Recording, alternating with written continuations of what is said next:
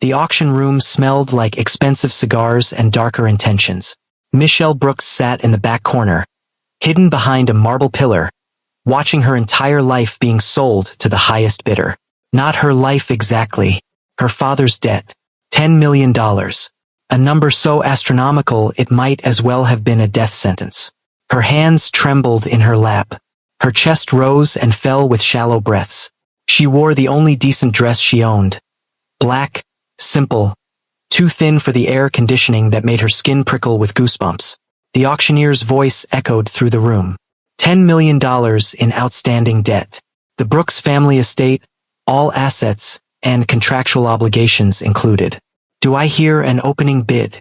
Michelle's stomach turned. Contractual obligations. That was the legal term for her. She had co-signed her father's loan 3 years ago when she was young, desperate, and stupid enough to believe he would pay it back. Her father was dead now, killed in a car accident 6 months ago. But the debt lived on, growing, multiplying, consuming everything she had worked for. Silence stretched across the room. Men in expensive suits exchanged glances but said nothing. 10 million was too high, too risky. Nobody wanted damaged goods. Michelle closed her eyes. Maybe no one would bid. Maybe she'd have more time. Maybe. Then a voice cut through the silence like a blade. 10 million. Cash. Now. Every head turned. Michelle's breath stopped. A man stood at the back of the room. Tall, impossibly tall. Dressed in a black suit that looked like it cost more than her entire neighborhood. His face was sharp, sculpted, emotionless. Dark hair brushed back perfectly. Eyes like black ice that seemed to see through walls. Korean. Powerful. Absolutely terrifying. The auctioneer blinked, clearly shocked. Sold. To Mr. John Park. The gavel slammed down. Michelle's world shattered. She tried to stand, but her legs betrayed her. She gripped the pillar for balance, heart hammering so violently she thought it might explode from her chest. John Park didn't move. He simply stood there, hands in his pockets, staring directly at her. He knew she was there. He had known the entire time. His lips didn't curve into a smile. He didn't nod. He just watched her with the calm, detached interest of someone who had just purchased a very expensive investment. The room began to empty. Business concluded. Lives ruined. Contracts signed. And then he moved. Slow. Controlled. Inevitable. He walked toward her, each step echoing across the marble floor like a countdown to her destruction. Michelle pressed her back against the pillar, pulse racing, mind screaming at her to run. But she couldn't move. He stopped 3 feet away, close enough for her to see the faint scar along his jaw. Close enough to feel the weight of his presence crushing the air between them. Michelle Brooks, he said. His voice was low, smooth, lethal. She swallowed hard. Yes. His eyes traced her face slowly, assessing, memorizing, claiming. You're coming with me. Her breath hitched. I don't understand. The debt was my father's. I just co-signed. You signed a contract, he interrupted, voice dropping into a dangerous calm, which makes you equally responsible. And now I own that contract. Tears burned her eyes. Please, I'll pay you back. I'll work. You will, he said simply. She blinked. Hope flickered. Then he leaned in, just slightly, his breath brushing her cheek. But not with money. Her heart stopped. His eyes locked onto hers. Unblinking, unreadable, terrifying. You'll pay me back with your body, time, your energy, your presence, your obedience. He straightened, adjusting his cufflinks with casual precision. Every second of your life now belongs to me, Michelle, and I intend to collect. The car ride was suffocating. Michelle sat pressed against the door, as far from him as possible, her hands clasped so tightly her knuckles had turned white. John Park sat across from her, legs crossed, one arm draped casually along the seat. He didn't speak, didn't look at her, didn't need to. His presence filled every inch of the car. She tried to steady her breathing, tried to think, but her mind was a hurricane of panic and disbelief. What did he mean by body, time, and presence? What exactly did he expect from her? The silence stretched for what felt like hours. Finally, Michelle couldn't take it anymore. Where are you taking me? He didn't look up from his phone. Home. That's not my home. It is now. Her chest tightened. You can't just. I can. His eyes finally lifted, pinning her in place. And I did. The moment you signed that contract, you became mine. I'm not property. Legally, you are. The words hit her like a slap. She turned away, blinking back tears, staring out the window as the city lights blurred past. The car pulled through massive iron gates. Michelle's eyes widened. The mansion was a fortress. Glass walls, towering columns, gardens lit with soft golden lights. It looked like something out of a twisted fairy tale. A palace built for a king who took what he wanted. The car stopped. John Park stepped out first, buttoning his suit jacket with one smooth motion. He didn't wait for her. He simply walked toward the entrance. Michelle hesitated, then forced herself to follow, her heels clicking against the stone pathway. Inside, the mansion was even more breathtaking and terrifying. Marble floors reflected chandelier light. Dark art hung on walls. A grand staircase curved upward like a spine. Everything screamed wealth, power, control. A woman in a maid's uniform appeared instantly, bowing deeply. Mr. Park. Welcome home. He didn't acknowledge her. He simply gestured toward Michelle. Take her upstairs. 3rd floor. East wing. Show her the rules. The maid nodded quickly. Yes, sir. Michelle's pulse spiked. Wait. John Park finally looked at her. His eyes were cold, empty, final. You'll sleep there. You'll work from there. You'll leave only when I permit it. Her chest tightened. You can't just. He stepped closer. Too close. His voice dropped into a whisper that slid down her spine like ice. I own you, Michelle. Every breath. Every thought. Every movement. He leaned in, his lips almost brushing her ear. Don't forget it. He turned and walked away, his footsteps echoing into the darkness. The maid touched her arm gently. This way, miss. Michelle followed, numb, terrified, trapped. The room was stunning. A massive bed with silk sheets. Floor-to-ceiling windows overlooking gardens that glowed softly in the moonlight. A walk-in closet bigger than her old apartment. A bathroom with marble counters and a bathtub that could fit 3 people. But the door had a lock on the outside.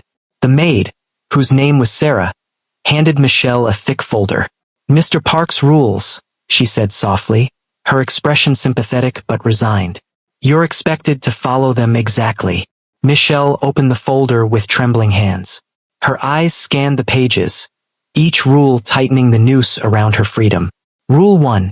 You will wake at 6 a.m. daily. No exceptions. Rule 2. You will prepare Mr. Park's breakfast and serve it at 7 a.m. sharp in the main dining room. Rule 3. You will dress appropriately for all occasions. Your wardrobe has been selected and organized by color and function. Rule 4. You will attend all events Mr. Park requires as his companion. You will smile. You will be gracious. You will not embarrass him. Rule 5. You will not leave the mansion grounds without explicit permission. Rule 6. You will not contact anyone from your previous life without approval. Rule 7. You will maintain your appearance to Mr. Park's standards at all times. Rule 8. Disobedience will have consequences. Mr. Park determines severity. Rule 9. Your daily schedule will be provided each morning. Deviation is not permitted. Rule 10. You exist to serve Mr. Park's needs. Your comfort is secondary. Michelle's hands shook so badly the paper rattled. Tears blurred her vision. This is insane, she whispered. This is slavery. Sarah's voice was gentle. Mr. Park is particular, but if you follow the rules, he's fair. And honestly, miss, she hesitated. You're safer here than you would be with the people who wanted to buy your debt. Michelle looked up sharply. What do you mean? Sarah's expression darkened. The loan sharks your father borrowed from? They don't just want money. They traffic women, sell them overseas. Mr. Park saved you from that, whether you believe it or not. Michelle's blood ran cold. Sarah placed a hand on her shoulder. It's not freedom, miss, but it's survival. And sometimes that's enough. She left quietly, the lock clicking behind her. Michelle sank onto the bed, burying her face in her hands. Sobs racked her body. She was trapped in a gilded cage, owned by a man she didn't know, forced to play a role she never auditioned for. And tomorrow her new life would begin. Michelle woke at 5:55 a.m. to the sound of a soft alarm she didn't remember setting. Her body ached from crying herself to sleep.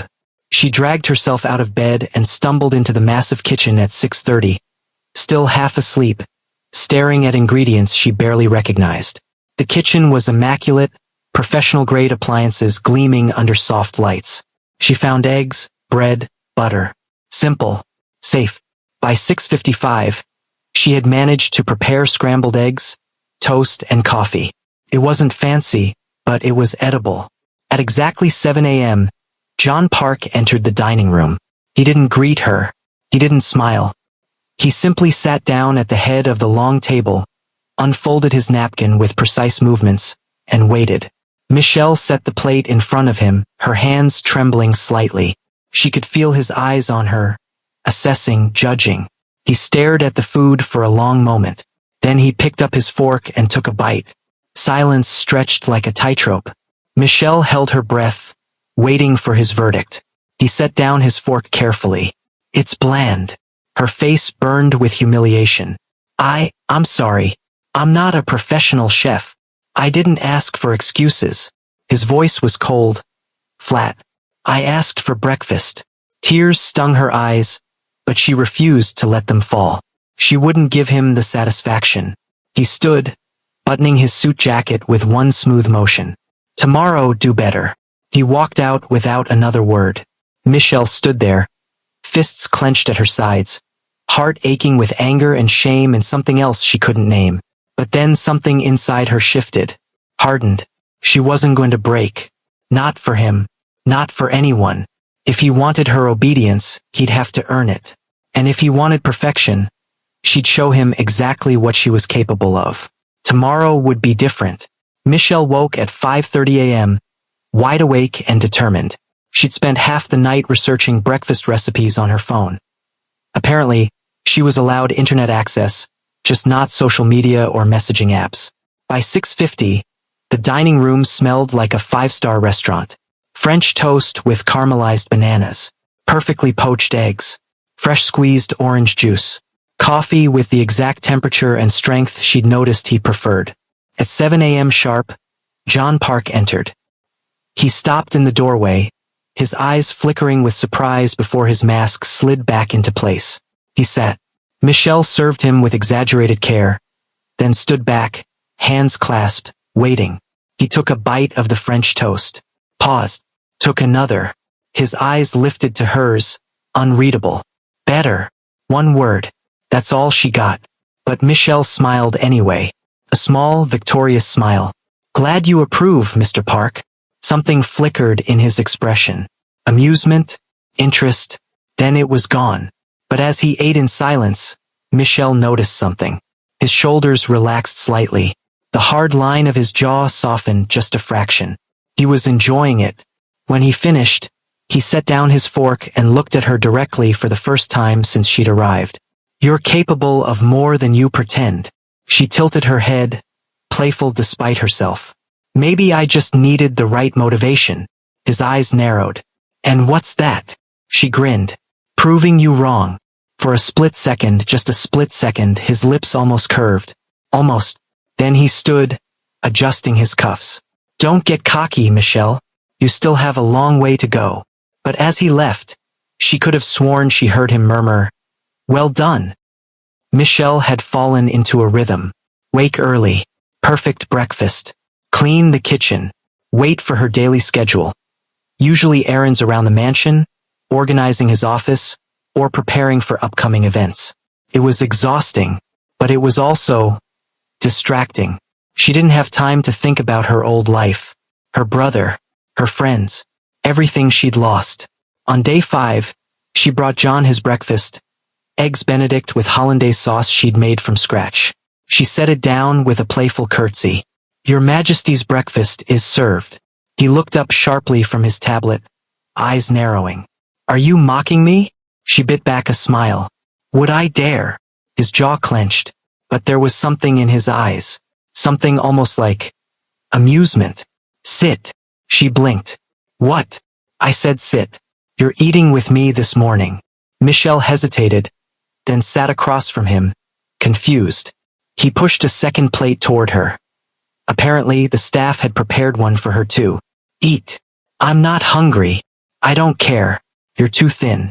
Eat. She stared at him, bewildered. Why do you care if I'm thin?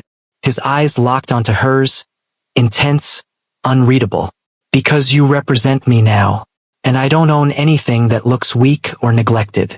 The words should have hurt, should have made her angry, but instead she laughed. A real, genuine laugh that startled them both. So I'm like, your show dog? She picked up her fork, grinning. You're grooming me for presentation, making sure I'm shiny and well-fed. His eyes darkened. That's not. It's exactly what you're doing, Mr. Park. Don't worry. I'll be a good little trophy. Silence crashed between them. Then, impossibly, he exhaled something that might have been a laugh. It was so quiet, so brief, she almost missed it. But it was there. And Michelle realized something dangerous and exhilarating. She could get under his skin. She could make the Ice King crack. You're attending a charity gala with me tonight, John Park announced one morning, not looking up from his tablet. Michelle paused mid-bite of her toast. A what? A charity gala. Black tie. High profile. Investors, politicians, old money. He finally looked at her. You'll be introduced as my girlfriend. Her stomach dropped. You're what? My girlfriend. We need to present a united front. People are asking questions about why I bought your debt. This will silence them. By lying? His expression hardened. By protecting both our reputations. Unless you'd prefer I tell them the truth, that you're here because you owe me $10 million. She swallowed hard. When is this gala? Tonight, 7 p.m. A team will arrive at 4 to prepare you. Prepare me? I'm not a doll. He stood, his voice dropping to that dangerous whisper she'd come to recognize. Tonight, you are exactly what I need you to be. Elegant, poised, mine. He left before she could respond. At 4 p.m., the storm arrived. 3 stylists descended on Michelle's room like a beautiful, terrifying tornado. They waxed, plucked, buffed, and polished her until she barely recognized herself in the mirror. Then they brought out the dress. Emerald green silk that shimmered like liquid jewels. Backless, fitted perfectly to every curve. A slit up the thigh that was borderline scandalous. Michelle stared at her reflection, breathless. She looked expensive, dangerous, powerful. She looked like she belonged in John Park's world. At 6:55 p.m., she descended the grand staircase slowly, one hand on the railing, her heart pounding. John Park stood at the bottom, adjusting his cufflinks. He wore a black tuxedo that fit him like a second skin. He looked up and froze. His eyes traveled down her body slowly, deliberately, possessively. Something dark and hungry flickered in his expression before he controlled it. You look. He stopped, jaw clenching. Like a well-groomed show dog? She offered, smiling innocently. His eyes snapped to hers, sharp and intense. Perfect. You look perfect. Her breath caught. He offered his arm. She took it, her hand trembling slightly against the fine fabric of his tuxedo. As they walked to the car, he leaned close, his breath warm against her ear. Remember the rules tonight. You smile when I smile. You laugh when I laugh. You touch me when I touch you. Her pulse spiked. Touch you. His hand slid to her lower back, possessive and burning through the thin silk. We're a couple, Michelle. Act like it. The gala was overwhelming. Crystal chandeliers dripped light across a ballroom that looked like it belonged in a palace. Designer gowns in every color. Diamonds that could probably fund a small country. Men in tuxedos who carried themselves like they owned the world because they probably did. And John Park walked through it all like a king surveying his kingdom. Michelle stayed at his side, his hand never leaving her lower back. Every touch burned. Every glance from other guests felt like judgment wrapped in curiosity. She could hear the whispers as they passed. Who is she? Where did John find her? She's stunning, but is she after his money? John's hand tightened on her waist, pulling her closer, silently claiming her in front of everyone. An older businessman approached, grinning widely. John, wonderful to see you. And who is this absolutely lovely creature? John Park's expression didn't soften. Michelle Brooks. My girlfriend. The word sent electricity down Michelle's spine. Girlfriend. The man's eyes roamed over her a bit too long, a bit too appreciatively. Michelle's skin crawled. You're a very lucky man, John. John Park's jaw tightened almost imperceptibly. His hand on her waist became steel. Very, he said, his voice dropping to ice. Now, if you'll excuse us. He guided Michelle away smoothly, his grip firm but not painful.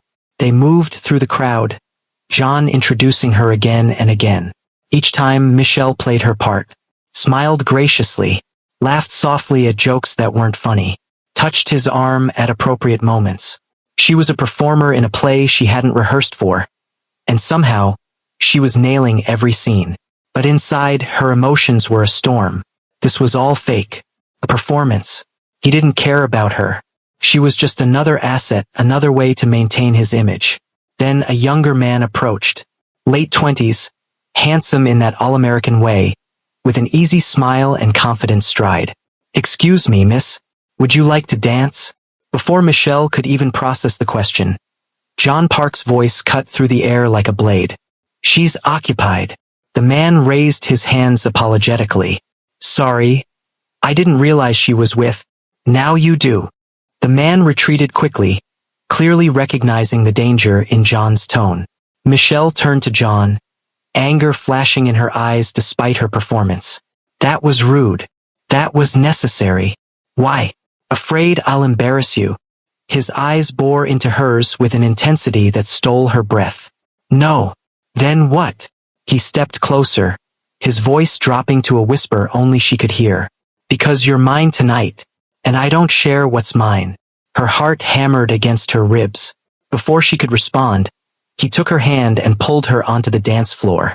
His arm wrapped around her waist. Her hand rested on his shoulder. They moved together to the classical music, close, dangerously close. You're doing well tonight, he murmured. I'm a good actress, she replied, keeping her voice light. Are you? His eyes searched hers, looking for something she wasn't sure she could give. Michelle's breath hitched. The crowd around them seemed to fade. The music became distant. It was just them. Just his hand burning through the silk at her waist. Just her heartbeat thundering in her ears. Just the heat between them that she couldn't explain and didn't want to acknowledge. John, she whispered, not knowing what she wanted to say. Don't, he said quietly, his voice strained. Don't say anything that will make this more complicated than it already is. It's already complicated. His forehead dipped, almost touching hers. I know. The song ended. The spell broke. He stepped back, the wall between them rebuilding instantly, brick by brick. But Michelle stood there, trembling, knowing something had shifted between them tonight. Something dangerous. Something inevitable. Michelle made a mistake. A client had called to reschedule a meeting, and Michelle forgot to update John's calendar immediately. She'd written it down, planning to tell him at dinner, but the message slipped her mind. John missed an important conference call with investors in Seoul. A deal worth millions was delayed. That evening, he entered her room without knocking. His expression was cold, controlled, absolutely terrifying. You cost me a deal today. Michelle's chest tightened with dread. I'm sorry. I meant to tell you about the reschedule, but I don't accept excuses. He stepped closer, and Michelle instinctively backed up until her legs hit the bed. You have responsibilities here, Michelle. When you fail them, there are consequences. Fear crept up her spine like ice water. What kind of consequences? His eyes were emotionless. You're confined to this room for 3 days. No leaving. No visitors except Sarah bringing meals. No access to the rest of the house. Her eyes widened. That's imprisonment. That's the price of failure. Anger exploded in her chest, overwhelming the fear. You can't do this. You can't just lock me up like some kind of prisoner. You are a prisoner, he said flatly. Or did you forget? You signed your freedom away the moment you put your name on that contract. Tears burned her eyes. I hate you. Something flickered in his expression. Pain? Regret? Then it was gone, buried under ice. Good, he said quietly. Hate keeps you sharp. Hate keeps you from forgetting what you are. And what am I? She demanded, voice breaking. His jaw clenched. He stared at her for a long, painful moment. Mine. He turned and left. The door locked with a decisive click. Michelle sank onto the bed, fists clenched, hot tears streaming down her face. She hated him, hated this place, hated herself for the tiny, traitorous part of her that had almost started to see him as something more than her captor. 3 days alone nearly destroyed her. Not because of the confinement, not because of the isolation, but because of the silence. In that silence, Michelle realized something horrifying. She'd gotten used to him, his presence, his voice, the way he looked at her across the breakfast table, the rare moments when his mask slipped and she glimpsed something human underneath. She'd gotten used to the man who owned her, and that realization terrified her more than anything else. When the door finally unlocked on the morning of day 4, Michelle didn't rush out immediately. She sat on the edge of the bed, staring at nothing, her mind a mess of confusion and exhaustion. Then John Park appeared in the doorway. They stared at each other across the room. Did you learn your lesson? He asked, his voice quieter than she'd ever heard it. Michelle stood slowly, walked toward him, stopped inches away, close enough to see the shadows under his eyes, the tension in his jaw. Yes, she said softly. His eyes searched hers. What did you learn? She looked up at him, her voice barely above a whisper. That you're lonely, and you don't know how to let anyone in without hurting them first. He flinched, actually flinched, like she'd struck him. Michelle. She walked past him, her shoulder brushing his. I'm going to make breakfast. He stood frozen in the hallway, his hands clenched at his sides. And for the first time in years, John Park felt something he thought he'd buried forever. Guilt. Michelle started doing things she didn't have to do. Small things. Quiet things. She noticed John worked late most nights, hunched over his laptop in his office until past midnight. So she started leaving a thermos of coffee outside his door before she went to bed, with a small note. Don't work yourself to death. M. She noticed he always tossed his jacket carelessly over the back of his chair after meetings. So she started folding it properly, hanging it in his closet. She noticed the tension in his shoulders after particularly brutal conference calls. So she started making his favorite foods for dinner, Korean dishes she'd researched online and practiced until they were perfect. And John Park noticed. One night, he came home late from a meeting that had clearly gone poorly. His tie was loosened, his hair slightly disheveled, his eyes exhausted and distant. Michelle was in the kitchen making tea. You're still awake, he said, surprise flickering across his face. Couldn't sleep. She handed him a cup. Their fingers brushed, and electricity sparked between them. Chamomile, she said softly. It helps. He stared at the cup like it was a foreign object, something he didn't know how to accept. Why are you being kind to me? She shrugged, offering a small smile. Maybe I'm Stockholm Syndrome ing. Or maybe I just think everyone deserves kindness, even people who lock other people in rooms for 3 days. The barb hit its mark. His throat worked as he swallowed. I don't deserve your kindness. Probably not, she agreed lightly. But I'm doing it anyway. Consider it interest on my debt. She turned to leave, but his voice stopped her. Michelle. She looked back. His eyes were raw, vulnerable in a way she'd never seen. Thank you. 2 words, but they carried the weight of a confession. She nodded and left him standing there, cup in hand, walls cracking. John Park had a business associate visiting from Shanghai. His name was Chun, tall, handsome, charming in that effortless way that made women swoon. He arrived for a lunch meeting, and the moment he saw Michelle serving drinks, his entire face lit up. John, you didn't tell me you had such a beautiful girlfriend. Michelle blushed despite herself. Oh, I'm not. She is. John Park cut in, his voice sharp enough to draw blood. Chun grinned, completely oblivious to the danger. Well, you're a lucky man. Throughout the lunch meeting in John's home office, Chen's eyes kept drifting to Michelle every time she entered to refill water or bring documents. And every single time, John's jaw grew tighter. After Chun finally left, John grabbed Michelle's wrist the moment the door closed. Don't encourage him. She blinked, genuinely confused. I wasn't. You smiled at him, laughed at his jokes. I was being polite. That's literally what you hired me to do. You don't need to be polite to men who look at you like that. Like what? She demanded, pulling against his grip. Like they want you. Her breath caught. And why do you care? His grip tightened, not painfully, but possessively. His eyes blazed with something dark and raw. Because you're mine. I'm not a possession, John. Yes, you are. The words exploded from him. Then, quieter, more broken, you are. She stared at him, heart pounding, seeing something in his eyes she'd never seen before. Fear. He was afraid of losing her. Why? She whispered. Why does it matter if other men look at me? He released her wrist, stepping back, breathing hard. Forget it. John. I said forget it. He walked away, leaving Michelle standing there trembling, her mind reeling, because she finally understood. He didn't just own her. He wanted her, really wanted her, and that changed everything. Everything shattered on a rainy Tuesday afternoon. Michelle received a smuggled phone call from her younger brother, Marcus. She had no idea how he got the mansion's number, but his voice on the line made her heart ache. Michelle? Oh my God. Is this really you? Where are you? I've been so worried. Her voice cracked. Marcus, I'm fine. Promise. Just focus on your studies. Okay? But your debt. Someone told me you disappeared.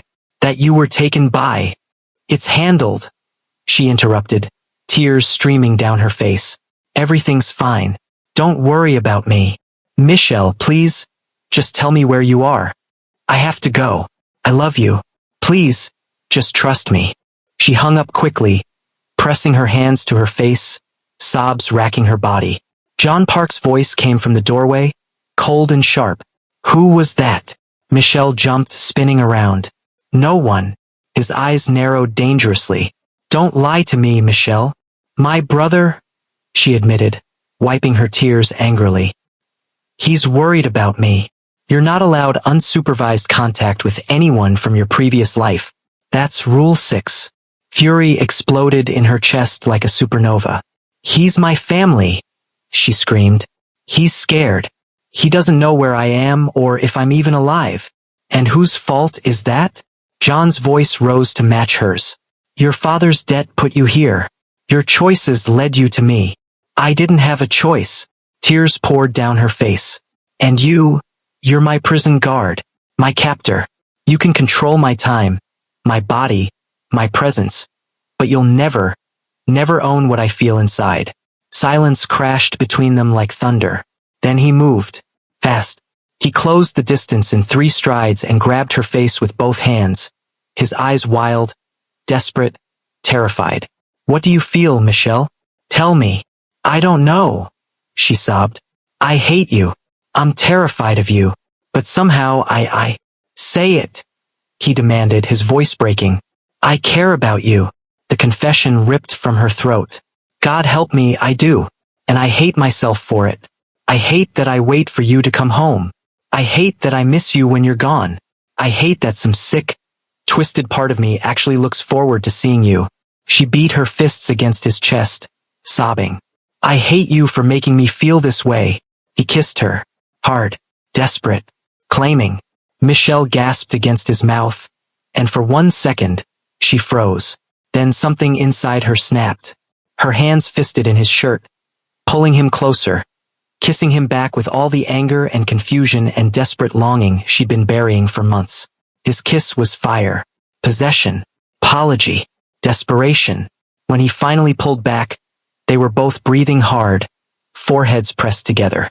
I don't want to own you, he whispered against her lips, his voice wrecked.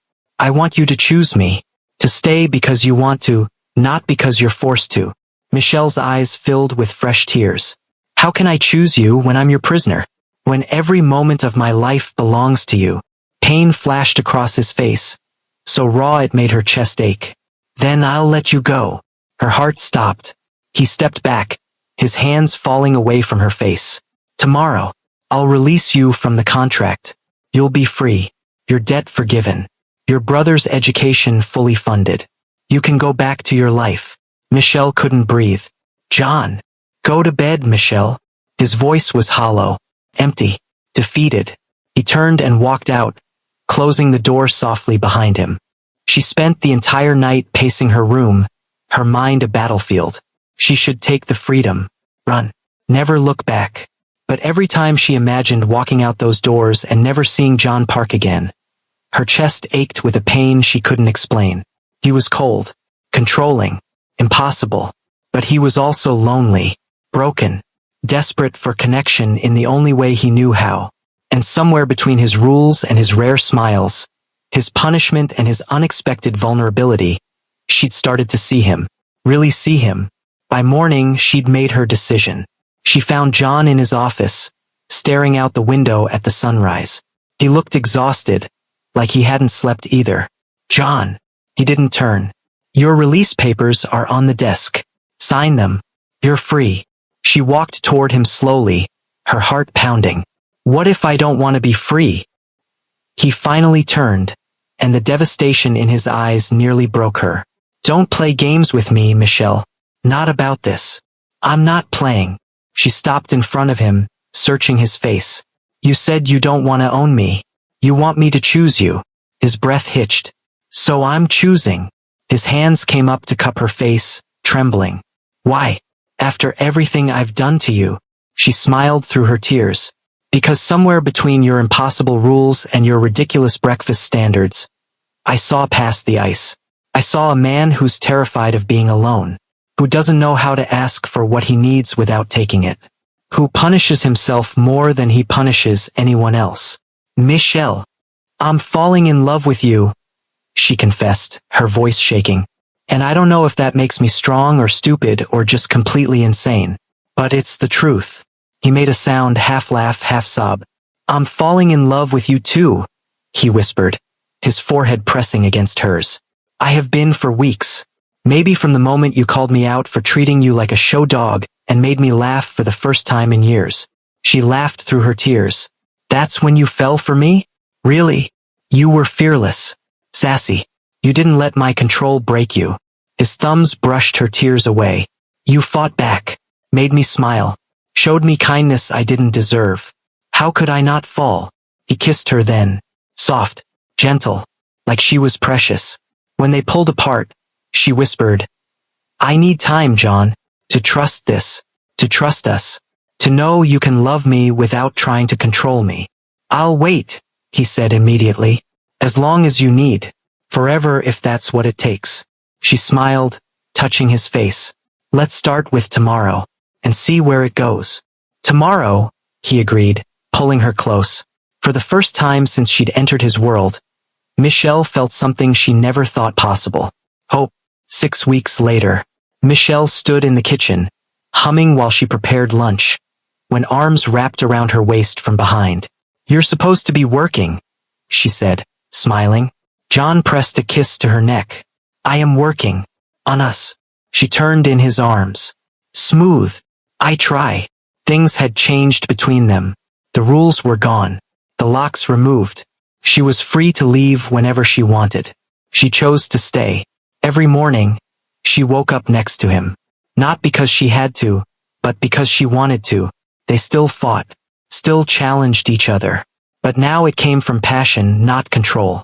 I love you, he murmured against her hair. I love you too, she replied. Even though you're still impossible sometimes. He laughed, and the sound still amazed her. I have something for you, he said, pulling back. He handed her an envelope. Michelle opened it, her breath catching. Legal documents. Her debt, officially forgiven. Her name cleared. Her brother's education fully funded for the next 4 years. And at the bottom, a new contract. Not for servitude. Not for ownership. For partnership. I want to do this right, John said quietly. No control, no rules, just us, equal, together. Tears streamed down her face. John, will you stay? Not as my possession, as my partner, my equal, my... Yes, she interrupted, kissing him. Yes, yes, yes. He held her tight, and for the first time in his life, John Park felt complete. Not because he owned someone, but because someone chose to stay. Besties, if you enjoyed the story, smash that subscribe button right now. Then drop a comment and tell me, do you want part 2? What should happen next? Outside threats? Jealous ex? Secrets from her past? And where you're watching from? This is just the beginning of Michelle and John's story. The real drama is about to begin. Merry Christmas in advance to you all. Thanks for watching.